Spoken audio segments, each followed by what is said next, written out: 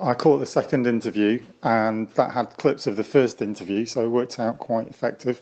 I'm with him on what he said. Thanks for pointing that out. It's good to hear someone saying something sensible, let them go down.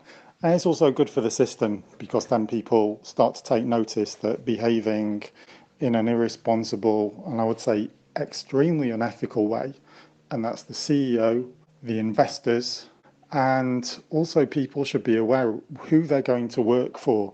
When I do my little quotes, I always try and make them apply not only to investing and business, but also to personal choices of what company you work for.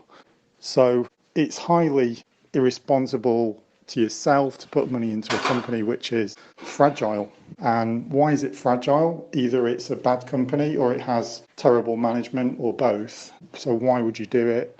Obviously, there's this temptation. And this is something that Buffett doesn't touch on in the AGM. When he's asked, he goes into a little speech about when it's a good time to allocate money to buybacks and also how buybacks work. So Buffett explains that really well. There's nothing intrinsically wrong with buybacks. They're a very, very good way to pass on value to long-term shareholders, to people who don't sell shares. Let me just explain for a moment what I mean by long-term shareholders not selling shares.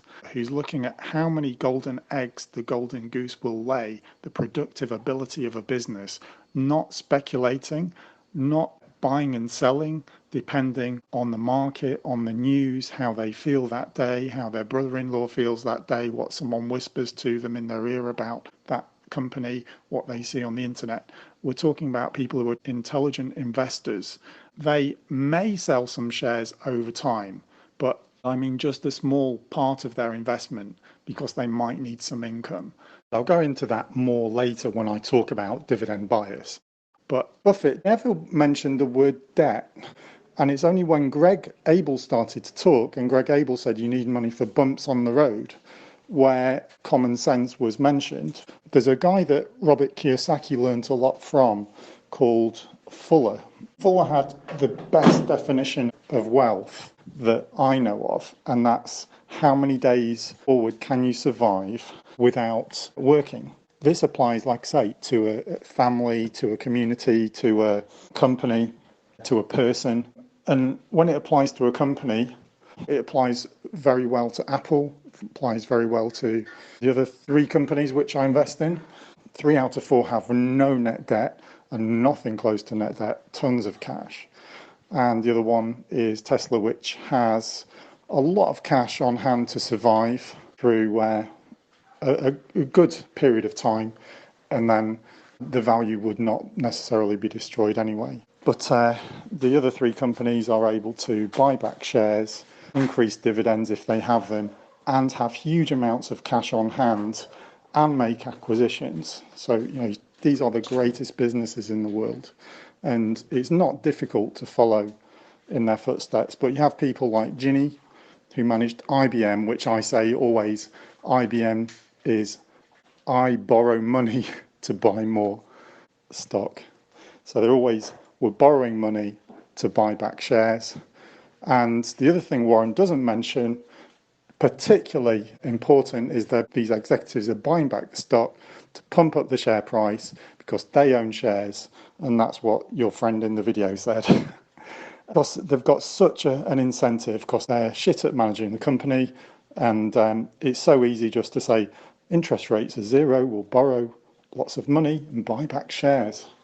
And obviously the share price gets bumped up, not only because there's less shares, but because that activity in the market helps to boost the price. Plane, on a boat, you always leave about 1/3 extra fuel. So in the case of any eventualities, you're not in a very, very dire situation. And so this is applied all the time, except by these CEOs who are paid loads of money and they're just exploiting the company.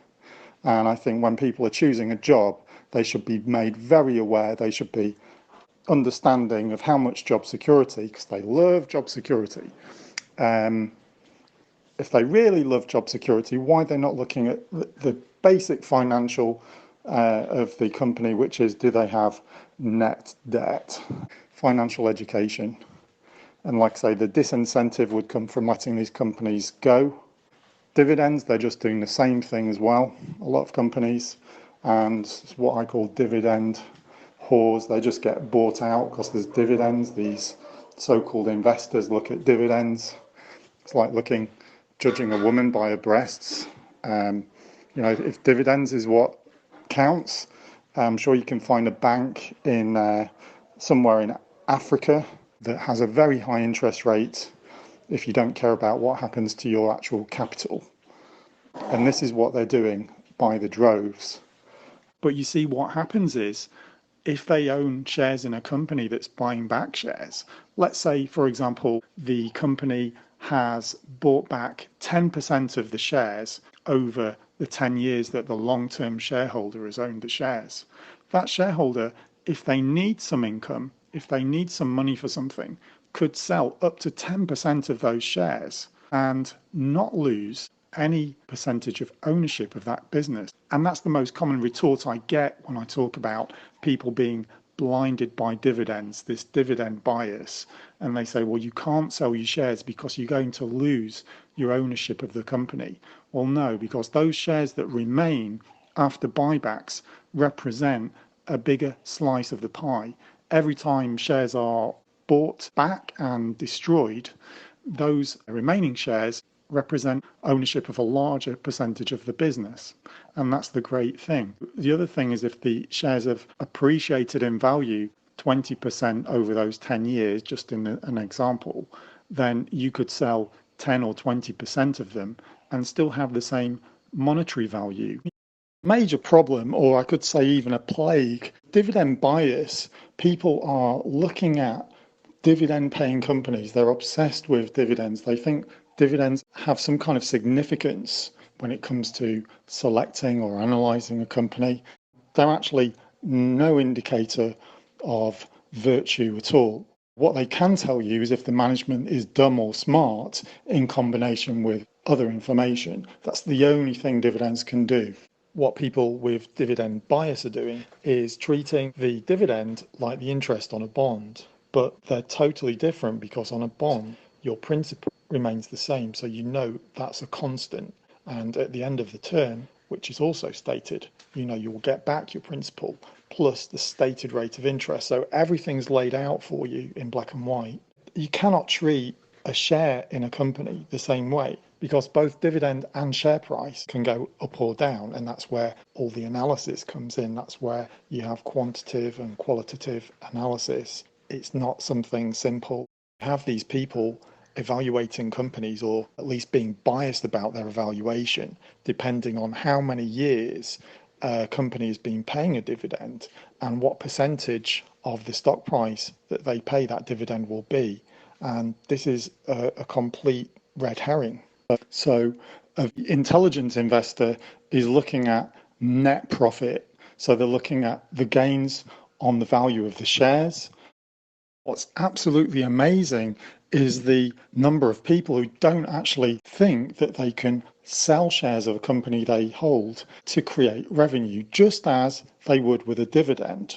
And obviously, if you're holding a very small number of shares, the dividend would be quite low, and so selling shares would be also insignificant. But if you've got a reasonable sum in a company and you wait for that to appreciate, and eventually you sell a few shares a year to create some sort of revenue, there's no difference between that and getting dividends. There may sometimes be tax implications, but those vary by person to person. The reaction of many people when they hear me say that is that they're going to lose more and more of their shares over time, whereas with dividends you keep your shares. Incorrect, because if there are buybacks of shares, each share will represent a larger portion of the company, and each share will have appreciated in value, all other things being equal. So let's say you invest $10,000. Over time, you could sell off shares and still keep $10,000 worth of shares in that company. Or let's say someone buys 10,000 shares in a company, and over time, 10% of the company's outstanding shares are bought back. You could sell 10% of your shares and still retain the same ownership of that company which you started out with and have extracted cash if you required it. And the advantage is that you can pick and choose when and if you require it.